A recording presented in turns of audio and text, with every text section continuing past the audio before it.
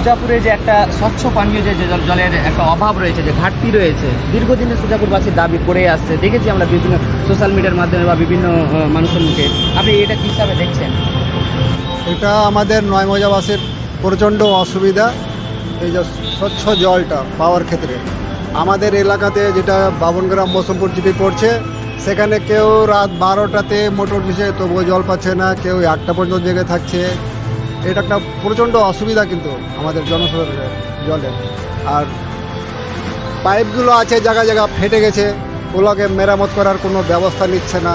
বিভিন্ন সময় যেগুলো স্বচ্ছ পানীয় যে জলের ব্যবস্থা, অনেক সময় দেখেছি বিভিন্ন গ্রামে গিয়ে গাড়িতে ভ্যানে করে দিই, এখানে গাড়িতে দিই, কিন্তু জনসাধারণ ঠিকঠাকভাবে যেটা পরিষেবা পাচ্ছে না।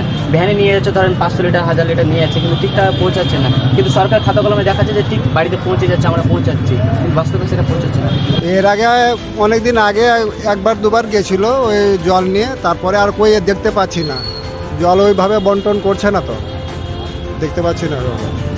দায়ী কাকে মনে করছেন আপনি এই যে স্বচ্ছ পানীয় পাচ্ছেন একটা ঘনবসতি এলাকা, জনবহুল এলাকা হিসাবে?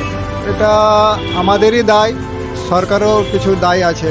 এটা কীভাবে বন্টন করতে হবে ঠিকঠাকভাবে, ওটা আমরা চাইছি যে পানীয় অন্তত জলটা সবাই ভালো পায়।